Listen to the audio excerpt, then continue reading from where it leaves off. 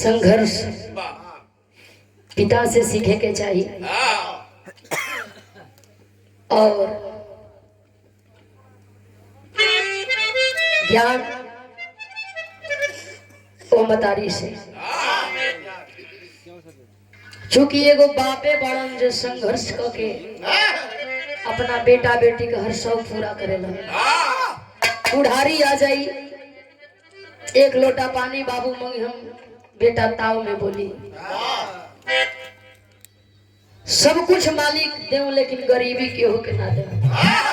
4 line भूमिका बा कैसे।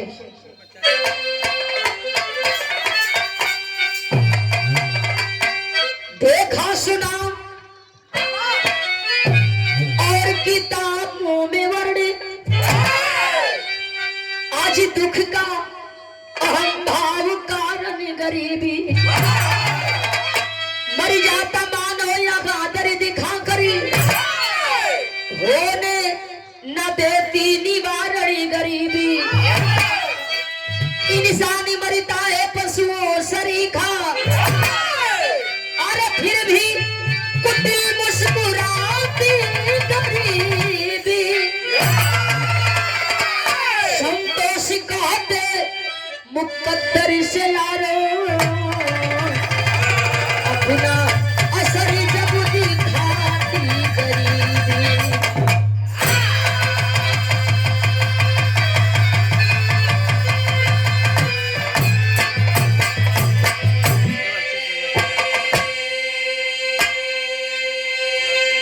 संतोष कहते मुकद्दर से यारो अपना असर जब दिखाती गरीबी। देने वाले किसी को गरीबी ना दे, मौत दे दे मगर बदनसीबी ना दे। बड़ा कव्वाली गवाई लोग गावता, बड़ा बाजार बा, हर बाजार का आनंद लोग लेता, लेकिन एगो ऊ बाजार बा गाय भैंस तो बिकाते बड़ी, जहाँ आदमी बिकात हो। कैसे भैया?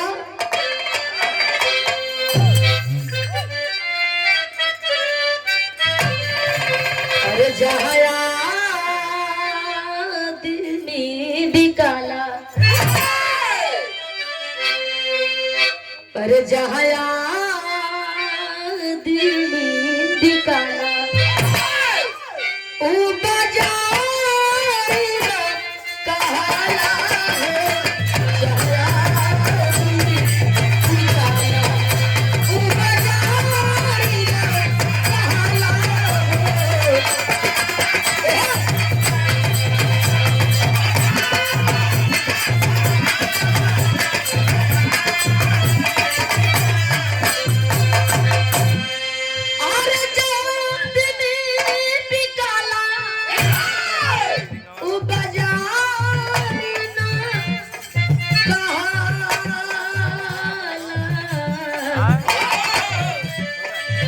कहिला 4 दिन की जिंदगी हंस के जिए के बाद और रास्ते पर कबो ना जाए के चाहिए जो ना रास्ते के बारे में हमके जानकारी नहीं है। वहाँ कबो ना जाए के चाहिए जहाँ बुलावा नहीं थे। लोग कहेला कि बिन बुलावे से जइहा भवानी ना बची, इज्जत ना बची। अरे चली ना संभल संभल के, चली ना संभल संभल के, अरे जीवनी का क्या ठिकाना।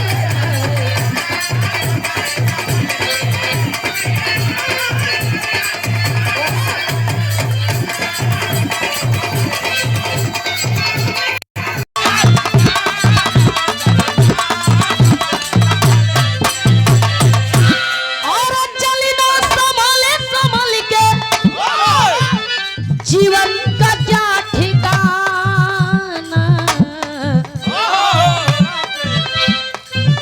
जिसकी कोई ना मंजिल, जिसकी कोई ना मंजिल, उस राह पे न जाना, उस राह पे न जाना।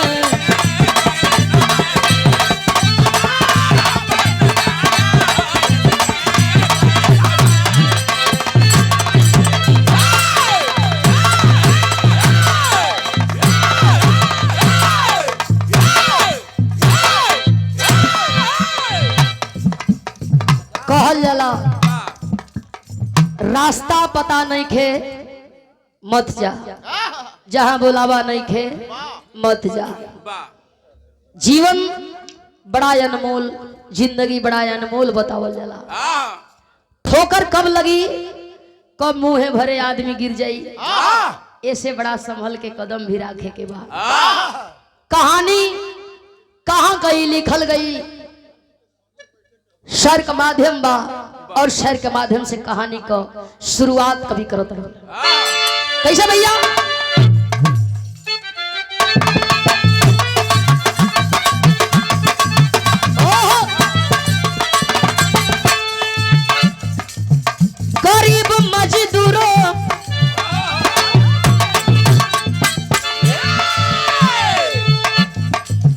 गरीब मजदूरों की आपने कहानी सुना, गायक सब गाय गीत उनके ही जुबानी सुना।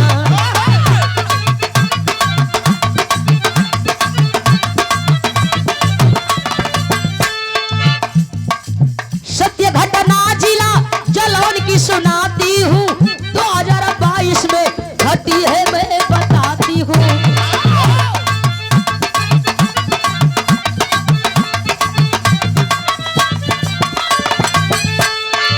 राम मनोहर राम रिक्शा जो चलाता था, उसी सहारे बीवी बच्चों को जिलाता था।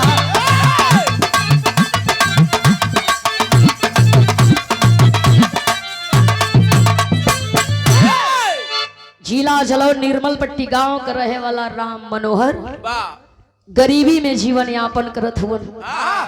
ए भैया, जीवन खाना, जवन रोटी, जवन चावल, जवन दाल सब्जी हमना का गाय गोरु खातरन, उ रोटिया उ दाल चावल सब्जी खाए बदे कुछ लोग तरसता। राम मनोहर गरीबी में जीवन यापन करत हुवन। एक के बेटा मेहरारू रोज समझावे राम मनोहर के रिक्शा चलावल बंद करो, कौनो दूसर काम करो, हमहन का गरीबी में जीवन बीत गई। एगो बेटा जवने का गरीबी में दिन दशा न बीते तो अच्छा हो, कम से कम वो बेटा के बढ़िया भोजन, बढ़िया कपड़ा, बढ़िया पढ़ाई लिखाई चाहिए। रिक्शा मत चलाओ, रिक्शा बंद करो। जवने का नाम कैलाशी बतावल गई।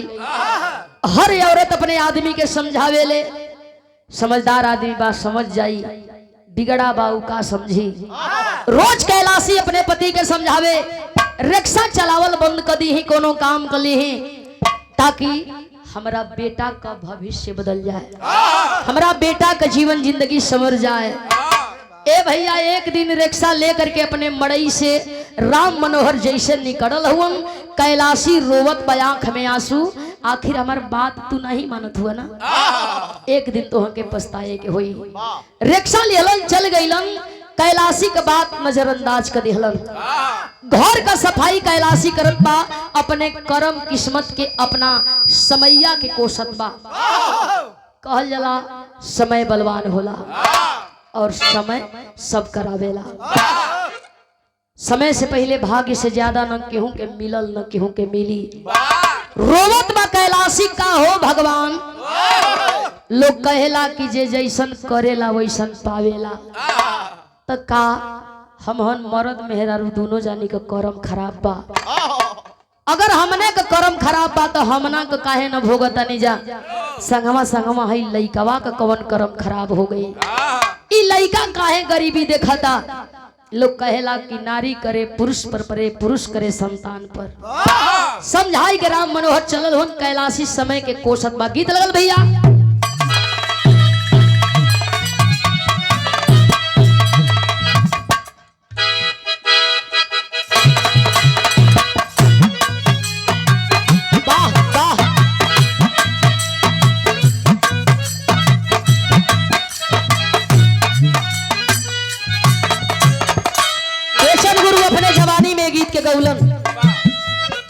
कुछ लोग गावेला कि तार लागल टोपिया, हजार लागल टोपिया। आ कुछ लोग कहेला जे टोपिया ना टोकियो बा, ओकर मरद कमाए गई रहल, उ बार बार तार मारे टोकियो में, लेकिन जवाब ओके ना मिले। मेहररुआ कहले रहल का पिया परदेस गईले तारी लागे टोकियो में।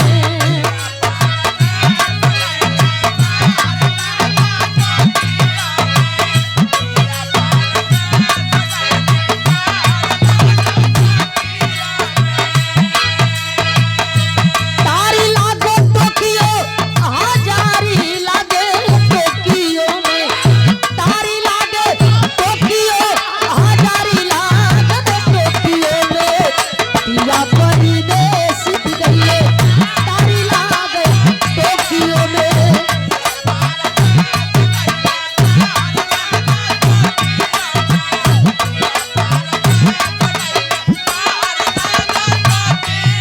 रो रहल बा कैलाशी हो भैया, घरवा में आँख के आंसू पोछत बा अपना अचरा से, आय अपने मन के समझावत बा, बेटवा की ओर ताकत बा। का कहे का कोही हाल मो समय था सभी मिया के। कसबी मिया के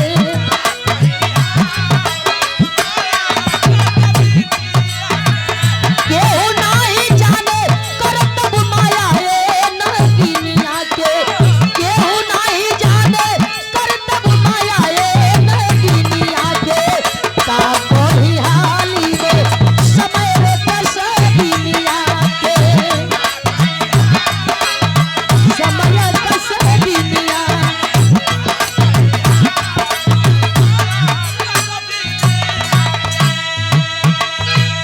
काल के गाल में कब के समा जाई ई केहू नहीं खे जानत। सब कुछ सबके पता बा, के कितना रुपया कमाता, केकर कपड़ा कौने कंपनी का हो।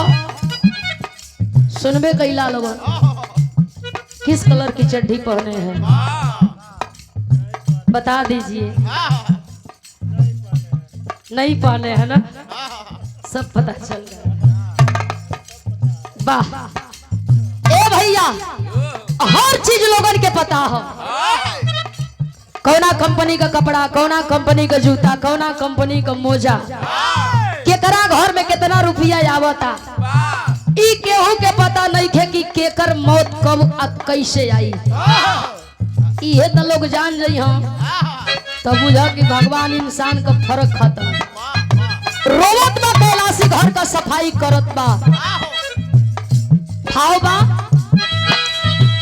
घरी पोतती रहली कैलाशी मागन मनवा। कैलाशी मागन मनवा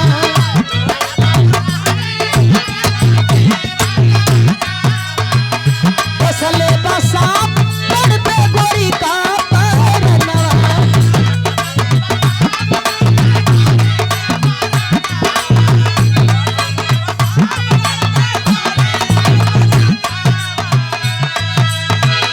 तड़पति परान जाति माके बड़ी धनिया के।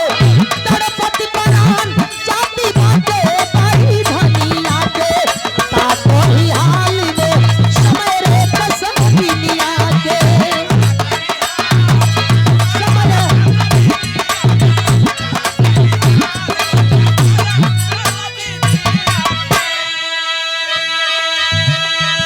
बाहरे जमाना बाहरे समय गई।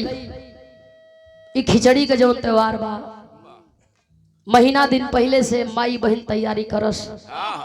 धान उबालस, ओके पसारत, ओके कुटवावत, ओकर लाई भुजवावस।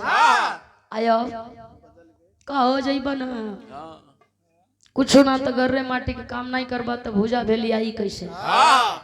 अच्छा कुछ नहीं खेता, एगो बकरा वो करे के बेच। माई के खिचड़िया ना जइका हो। हाँ हाँ बकरा बा नहीं तो बैला के बेच दलो। झूठो हर जोतते नहीं खे। हाँ जब पानी में ना चला ओकरा के बेच द बिना काम का बा। एक बोरिया लाई आ जाई, एक बोरिया ढूढ़ा आ जाई। जब पेट्रोलो लगौले बना भागत हो तो रोई के करी का तैयारी होले। ये खिचड़ी का दिन नियरा था। कैलाशी सोचत बजे कि हमारा बदे ना सही बेटा बदे एगो कपड़ा ले ली ह लाई ले ली ह ढूंढा ले ली है, कम से कम हमारे एगो लड़का दूसरा के दुआरी ताकी तना न। चल गईलन राम मनोहर रिक्शा लिहलन, दिन भर चलौलन। शाम का बेरा सोचत हुन वे कैलाशी के बाद कबो कबो इंसान अतना न सोच लेला हो भैया कि जिंदगी और मौत से जूझे लगेला। राम मनोहर दिन भर रिक्शा चलौलन। शाम का बेरा सोचत हुन जे कैलाशी कहले बे जे एक सीट कपड़ा ले ली ह लाई भुजा ले ली है, एगो बेटा दूसरा के दुआरी बैठी ताकि ठीक ना लगी। आज सवारी मिलल ना, पैसा 1 रुपया मिलल ना, तो हम बेटा के कपड़ा कहाँ से ले, लाई भुजा कहाँ से ले जाइब। कैलाशी गुस्सा करी जे माना कईनी तब मनलन। राम मनोहर ओहरे रुकल हुवन। आई हरिया घर का लिपनी पोतनी करत बे, जे सफाई करत बा। खुशी बा जे खिचड़ी आई नहाई जाई भुजा भेली खाई जाई, बाकी कैलाशी के का पता कि हमार खुशी आजे ले बा। घर का सफाई करत बा, लकड़ी गोईठा हटा करके झाड़ू मारत बा। बैठल लकड़ी में एक सांप डंक मरलक, कैलाशी का अंगुरिया में काट दिहल। आइल घरवा में से कैलाशी बहरे बैठल बेटवा 5 साल का बेटा जवने का नाम राजेश बतावल गई। माई के आंख में आंसू देख करके राजेश सवाल कैलल, माई रोवत आड़ू जे हमना का गरीब बानी जा, गरीबी पर रोवत आड़ू। मुड़ी हिलौल कैलाशी जे बेटवा कैसे कहीं जे हमरा के सांप काट लिहला। राम राजेश अपने माई के समझावत रन जे माई न हमके कपड़ा चाहिए न भुजा भेली, हम दूसरा के दुआरी न जाई, जौन खइह खियह मत रोवा। कैलाशी अपना बेटा के गोद में भर ले बिया जे बेटा एक खाती नहीं खी रोवत कि हमना के भूजा भेली ना मिली, तारा बदे कपड़ा ना मिली, रोवत एक खाती बानी जे हमरा के सांप काट ले बा। अब बुझाता कि हमार रात आखिरी रात है। तोर बाबूजी भी ना अइलन। ए भैया दिन का बुढ़ानी हो जे दिन बुढ़े वाला हो। राजेश जब सुनलत कि माई के सांप कट ले बा, 5 साल का मासूम बच्चा आखिर करे तका करे, गौवा में गई जे केहू तब मिली बोला के लेके आई जे माई के ले जाके भर्ती करा दिया। कहल जला कि बनला का सार बहनोई जगतिया में कोई न अपना, हाड़ी में जूस तक खवैयन के कमी ना हो। लोग कहिया कि भैया नमस्कार नमस्कार, बड़ा दिन पर मिलल होगा, चलो पार्टी होखे या वही पार्टी में मार होखे।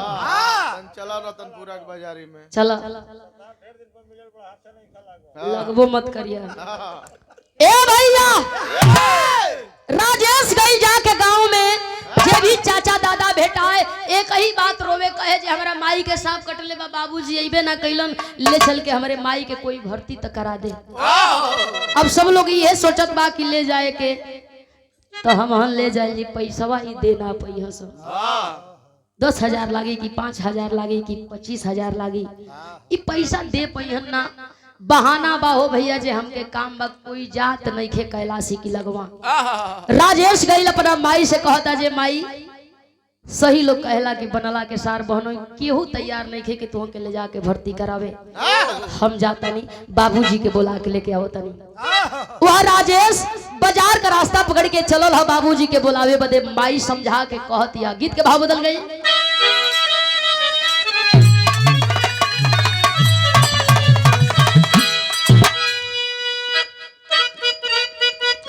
मल्लाह भाई लोग भोर के बेला में गावेलन, आ गंगा माई के जगावेलन।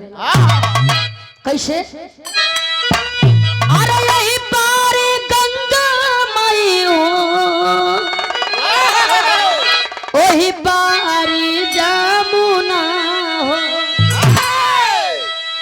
अरे बिचवा में ही लोरावा सरजू मैया मारे हो, ही लोरावा सरजू मैया मारे हो।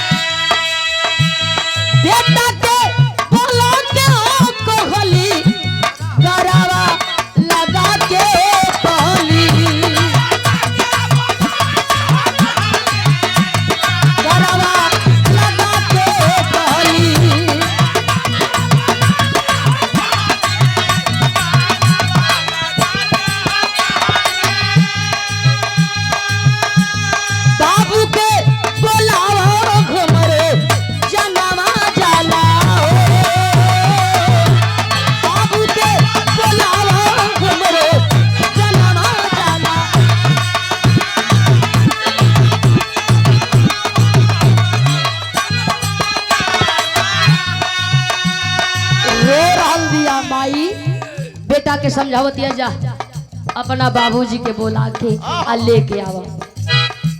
दौड़ल बाजारी हो जबकि कोयल बा सुगाना, दौड़ल बाजारी हो जबकि चलल बा सुगाना।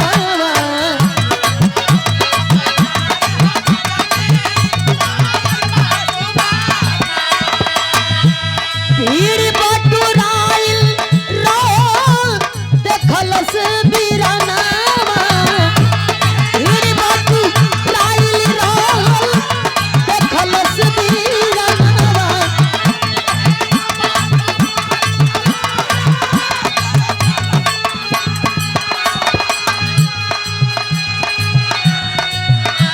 बाबूजी कलसिया देखी दौड़ल बा रूपवा निरेखी।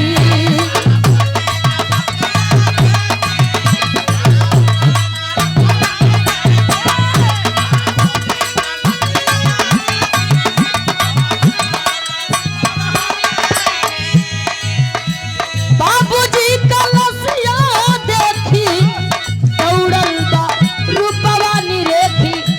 आइल बा भवनवा हमरे जनवा जाला हो,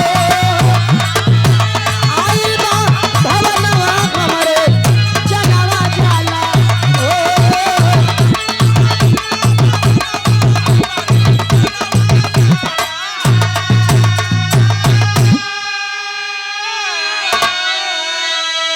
शाम का बेरा दूसिया अशोक जी आपके द्वारा सम्मानित बाबूजी के द्वारा सादर पुरस्कार चंदन में पोलगी सब लोगों के पोलगी बाये भैया। आखिरकार वह मासूम बेटा राजेश गईल बाजार बाबूजी के बुलावे, लेकिन श्रवण जो टेलर्स हैं हर रंग हर ढंग का कपड़ा आप सिहिला, आपका धागा बड़ा मजबूत होला, कुर्ता पैजामा बनाते हैं, समय पर नहीं मिलेला, बियाह के बाद तब मत जाइए जा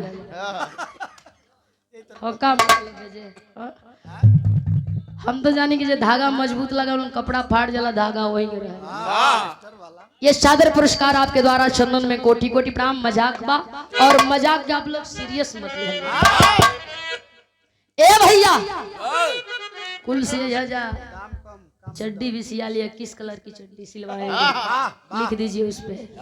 ए भैया हो राजेश गईल बाजार, लेकिन बाबूजी यह दुनिया में नहीं हुन।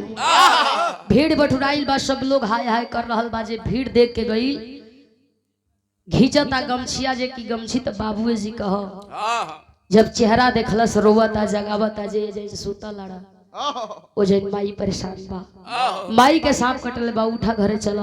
ओके का पता बा जे बाबूजी ये दुनिया में ना हो। उ मासूम बेटा राजेश जगावत बा, बाबूजी के उठा के बैठावे का कोशिश करत बा।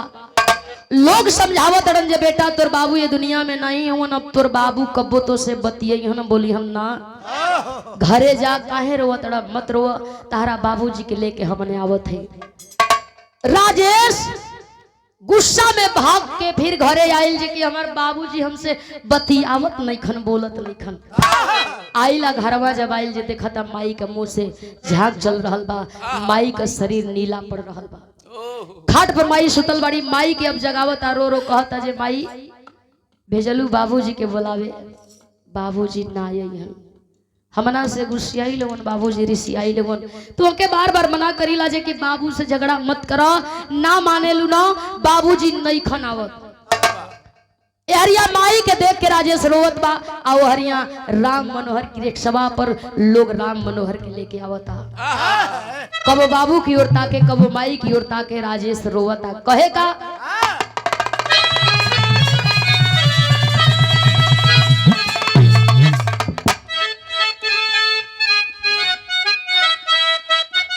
ए बीरा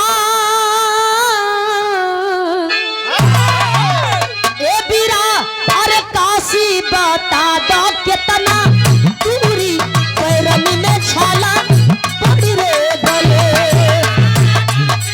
बता दो कितना दूरी पैरन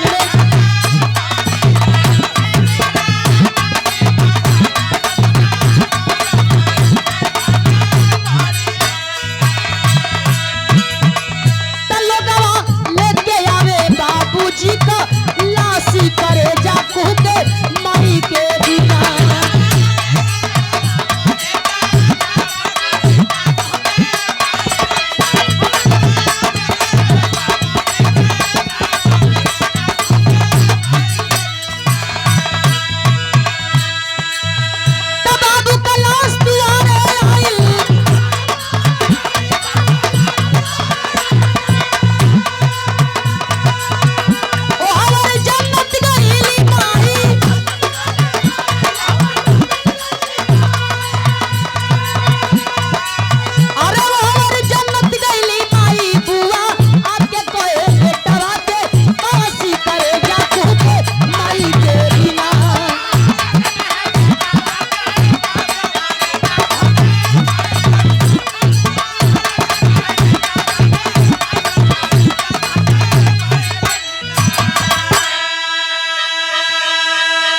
लोग कहेला लोग कोई लाग करे चतुराई विधि के लेख मीठ न जाई।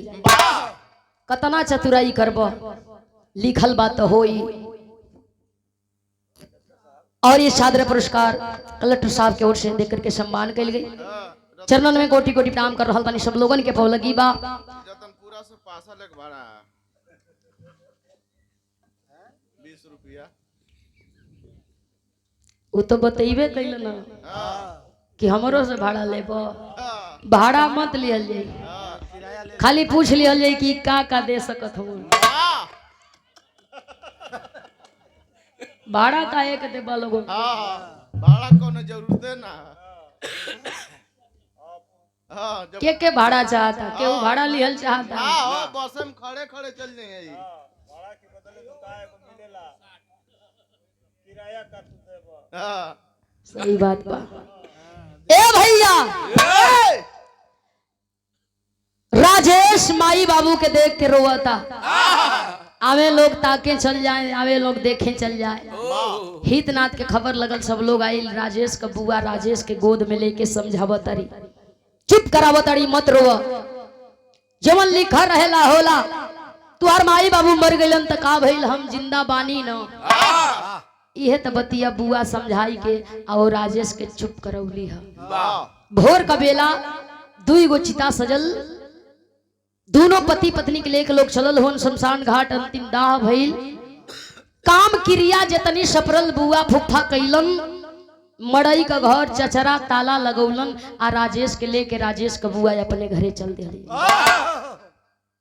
अब जब सब बिगड़ गए तो बुआ खोजी भइल बाड़ी। लेके राजेश का बुआ अपना घरे गइल बाड़ी। स्कूल में नाम लिखौली है। एगो बेटी जौने बेटी का नाम सुनीता बतावल गई। वही सुनीता की संगे संगे साथे साथे राजेश भी स्कूले जाए, पढ़े लिखे। तो कहल जाला कि अखाड़ा कलतियावल लइका पहलवान होला। राजेश इतना न मेहनत कैलस हो भैया, 12वीं क्लास के पास कैला ह। सपना देखा था जे कि नौकरी करब आ सुनीता का बियाह धूमधाम से करब, डोली में बैठा के विदा करब। माई बाबू नहीं खन जहां बड़न देखियन जे सोचिहन कि हाँ बेटा कुछ कैलस। लिखल बाते ओने होई। तेरी का भाव बा।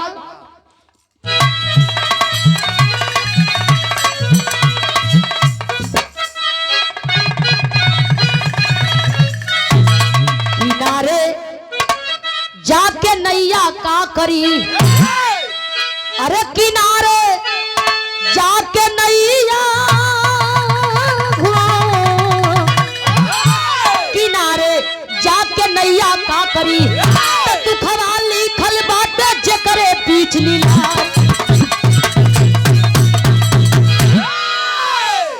सम्मान भरा पुरस्कार सम्मानित पिता के द्वारा 50 रुपया। बहुत बहुत पोलकी। मुन्ना प्रसाद जी बिलवा की धरती से बाबूजी के हम पोलगी कर रहा बानी। दुखवा लिखल बा जे करे बीच लीलार, किनारे जाके नैया का करी।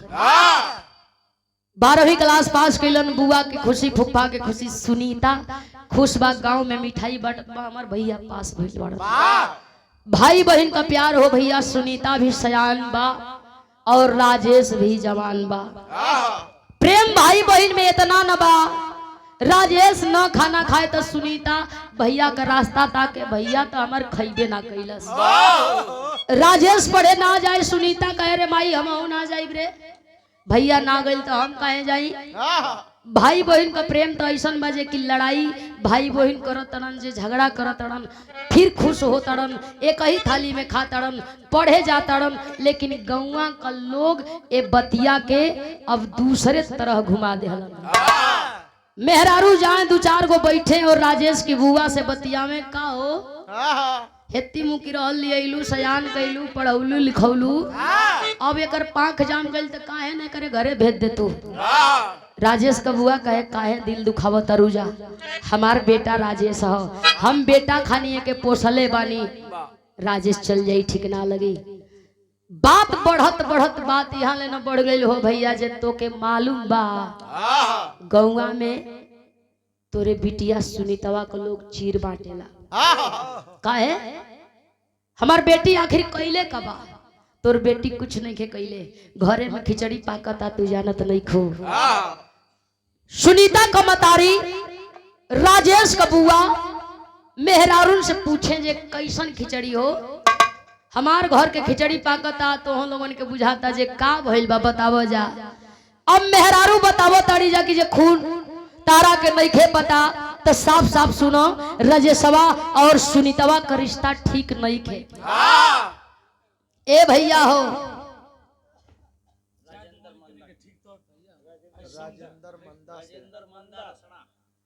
मंदा रसड़ा राजेंद्र बाबूजी आपके द्वारा सादर 100 रुपया। अच्छा होवे वाला समझी, अच्छा भाभी समझी, ये आपके द्वारा 50 रुपया।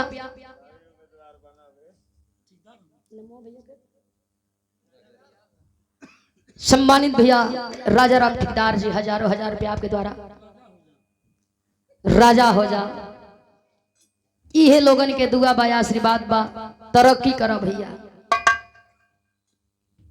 लेकिन बुझाता कि पेट्रोलो लगा ले बड़ा जा, यही से पहला फरहर चलता। अरे फरहर के साथ टेढ़ होके चलत लोग।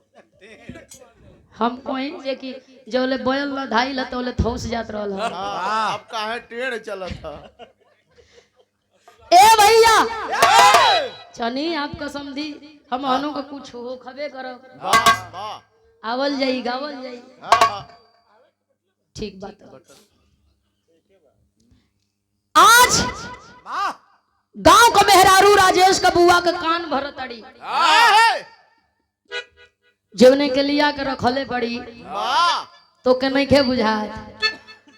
राजेशवा सुनीतवा का रिश्ता ठीक नहीं खे, चाल चलन ठीक नहीं खे, हमेशा सर पाजरी लागल रहे नंसन। गौवा में लोग बतियावता कि तोर राजेशवा और सुनीतवा का रिश्ता बड़ा खराब बा। अब राजेश का बुआ का कान का कीड़ा दिन पर दिन बढ़े लगल।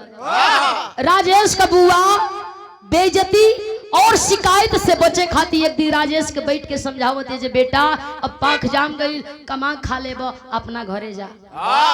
तो राजेश बुझाता जे कि हमार बुआ मजाक करताड़ी, इहो मजाके में कहल कैसन घर हो, कहाँ जाई ना जाई, ये हमार घर बा यही जा रहो। अब एके उल्टा बुझाता कि गौवा का मेहरारुआ सही न कहत रही हो, ई तो नहीं खे जाए कहत कोई ऐसा तना न कि साचो कहन का रिश्ता ठीक नहीं खे। राजेश का बुआ एक दिन राजेश का फूफा के बैठा के समझावत बिया, आ एगो बात कहत बिया। का कहे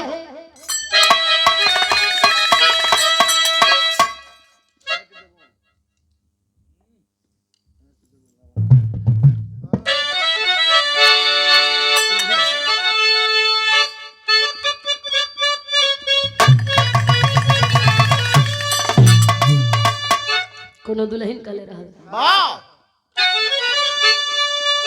फेंकी दई बुलावा ना छोड़ दई चोली, अरे छोड़ दई तुम्हारी घर सैया, चैता में जावा ना तो जाई बुलाई है।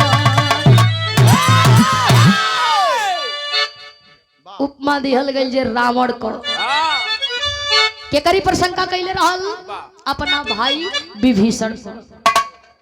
रावण विद्वान रहल लेकिन फिर भी शंका रावण को खत्म कर देलस। अपने भाई विभीषण पर शंका कैल कि हमार भाई ठीक नहीं खे, यही बुआ के शंका भइल बा। भाव बा कैसे ए शंका के खातिर जरली अरे रावण के नगारी भइले भ्राता विभीषण अपना घर से घर।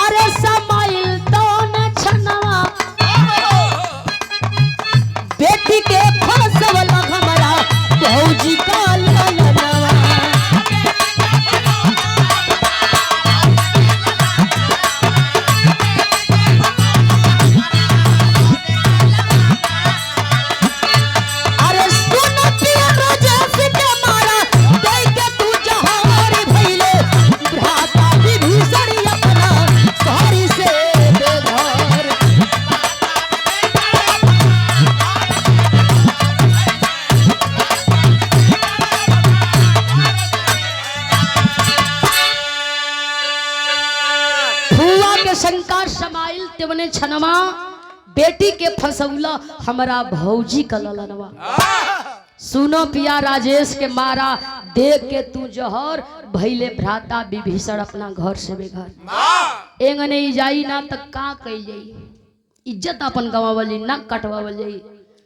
नासा में धुत अइलन राजेश का फूफा काहे न जाई, ओंगना तहेंग जाई। लोग कहेला कि सीधी अंगुरी घिवना त टेढ़ करे के होला जाई। राजेश का बुआ पूछे का करबा। राजेश का फूफा योजना के तहत रात का 12 बजौला घड़ी हाथ में छाटी काटे वाली गड़ास हो भैया लेके चलल हुन। गैलन राजेश का घर जवन बा, जवना घर में राजेश सुतत बा, खाट पर राजेश सुतल बा। नशा में धुत हन गुस्सा हजे हमारी इज्जत नीलाम हो जाई, नाक कट जाई, न रही बांस न बाजी पिपीरी, इनके मारब। यही नशा में चलल और जा करके तावा तोड़ गणास चलावे लागल। आई ला के सुतल बेजे 4 बजी राजेश का किनारे लगाई के पूछे वाला बा, न हित न नात न माई न बाप न गांव न पूर। कह दे कमाए गईल आज ले लौट के ना आई। ए भैया 4 बजल ह, आज जब 4 बजल तो राजेश आइल कहां से अपना दोस्तन की घर से। सोचा था कि बहनिया के जगा दी जे 4 बज गई, रोज पढ़ीला आजो पढ़ल जाई। गईल और जा करके जब केवाड़ी खोल के चादरा खींचता तो सुनीता के देखा था, देख के रोता। भाव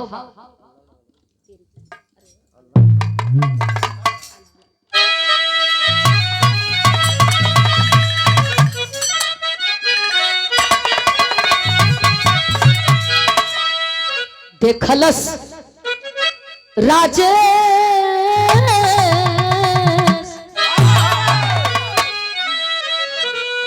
देखलस राजेश कटल ओही सुनीता का मुड़िया बाबू। धीरे धीरे ओ खेलागल तोरवा हो बिहार।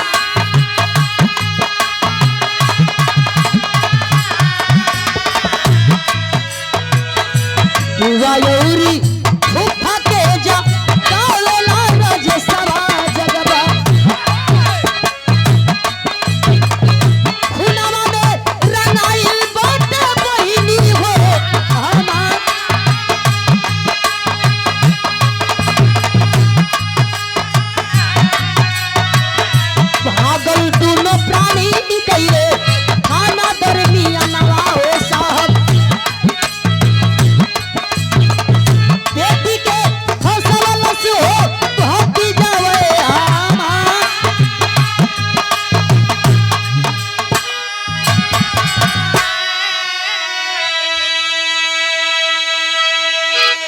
कैल केवाड़ी खोल करके चदरा खींचता देखता बहन का मुड़ी कटल बेजे खून से रंगाइल बा।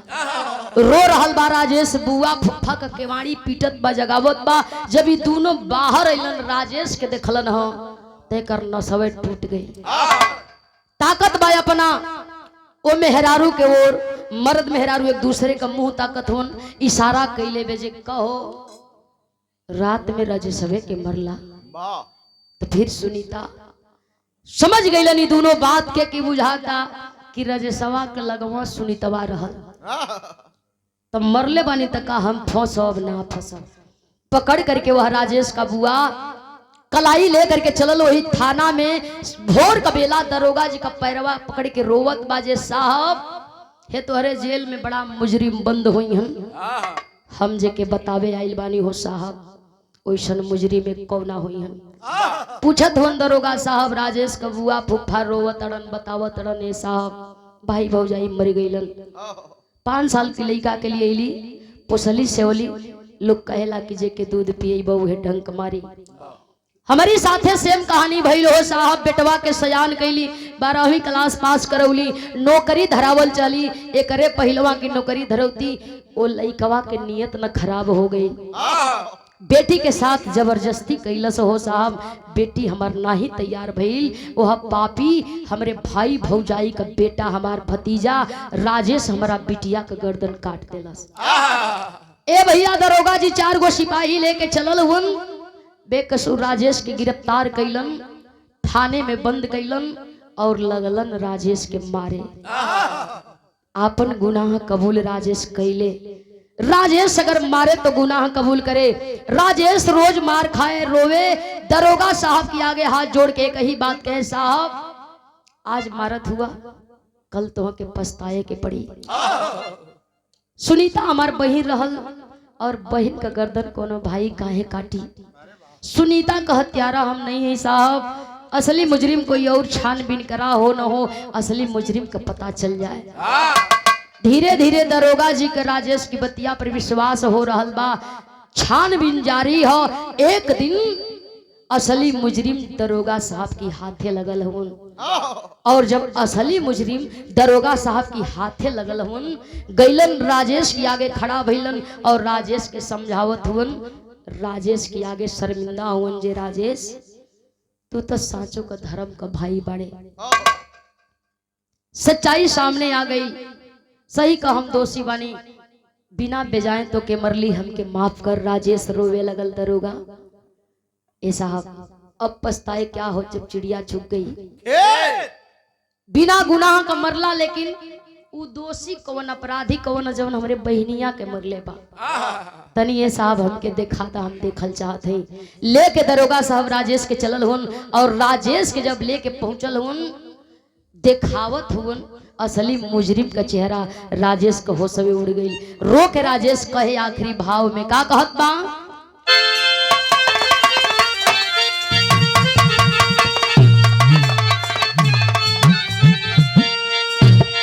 अरे खत्म कईला बेटी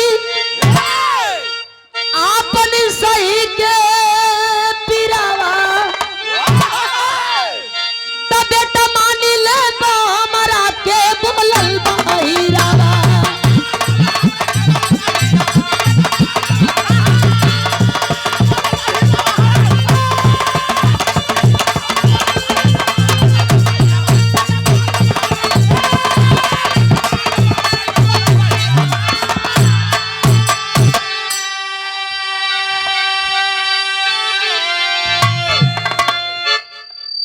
तू ही बड़ा हमारा बहनिया के मारे वाला तो बेटी पैदा कहे कैला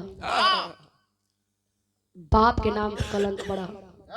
माई बाबू मर गईलन माई बाबू की बात अगर कोई माई बाबू हमार रहल तो बुआ फुफ्फा लेकिन बाह बुआ बेटा बना के लिए इलू का तनिको विश्वास ना रहल धिकार बा। खैर सुनीता से हम वादा कैले रहली कमाई बढ़िया घर बर देख के डोली में बैठा के विदा करब सपना हमार टूट गई लो। डोली में तना अर्थी पर विदा कैली बाकी सुनीता के एक जबान और हम देले रही कहले रहली सुनीता से, सुनीता जब अपना घरे चल जाई तो तू लोगनी का बुढ़ौती का पार हम लगाई।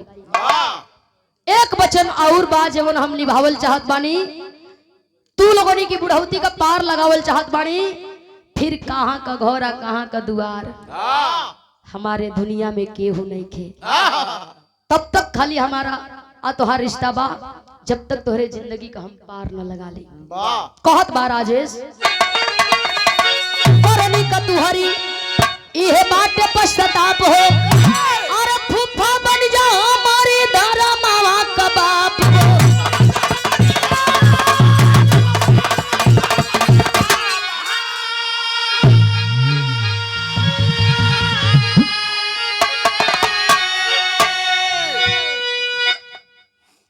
पार घाट लगाई बेटा बन के, लेकिन तू लोगन के अपन बेटा माने के पड़ी। गांव के लोग जाता जे चलो हो, चल के तनी देखल जाओ सुनीतवा का माई हो त बान गजब बिया हो, आ सुनीतवा का बाप बतावा तनिक लाज ना लगल, सयान बेटी का गर्दन में काट दिहलस। ए भैया दुआरवा पर जाई के जवन मर्दा मेहररुआ बतावे बतियावे कान भरे, अब उहे जाए जेलिया में जाके 4 गाड़ी दे के आवे, उहे मेहरारू गौवा में बतियावा सके हो त पापी न बा। सयान बेटी का जान ले लिहलस, ऐसनो बाप होला। यही से कहल जाला कि कोई दूसरा का बात सुने से पहले एक बार अपने मन का सुने के चाहिए। दूसरा का सुनबो सर्वनाशे हो। आजकल का लोग बाड़न चुगलाई वफादारी से करत हो, ईमानदारी से, तनख्वाह 1 रुपया नहीं खे। दूसरा का बात ना सुने के चाहिए, केवल अपन और अपने दिमाग से अपन काम करे के चाहिए। राजेश का बुआ फुफ्फा जब लोगन का ताना सुने तो सोचे वाह ये लोग चढ़ावल हो, ये लोग कान भरल, आज ये लोग गरियावता। अब दोनों रोवत अड़न से जेल में, हाथ जोड़ के कहे राजेश से का दोनों प्राणी गलती आपन कइले कबूल हो, आ माफ कर गाँव जीवन भइल गम से भूल हो।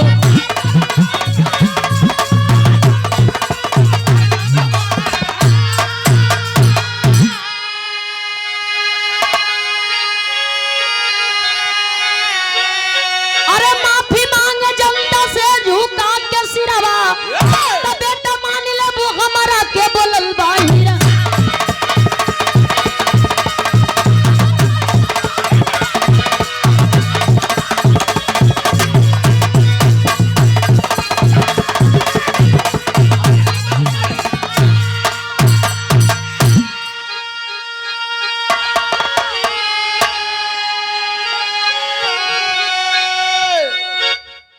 राजेश रिहा भइलन, घरे गइलन, और बुआ फुफ्फा जेल में हुन।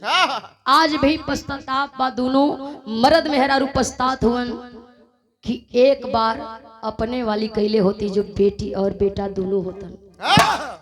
हम कहिला अब पछताए क्या हो, जब चिड़िया चुग गई खेत, बिना विचारे जो करे सो पाछे पछताए।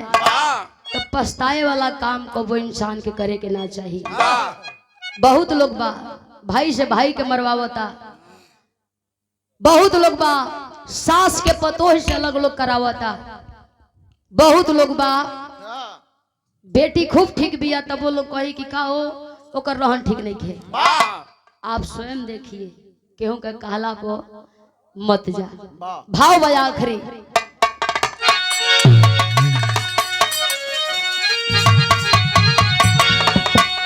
गुरु बिहारी गुरु गणेश गुरु राम लाल गुणकारी, स्वर्ग बसे चंद्रिका कवि, अरे बच्चन जी बने पुजारी।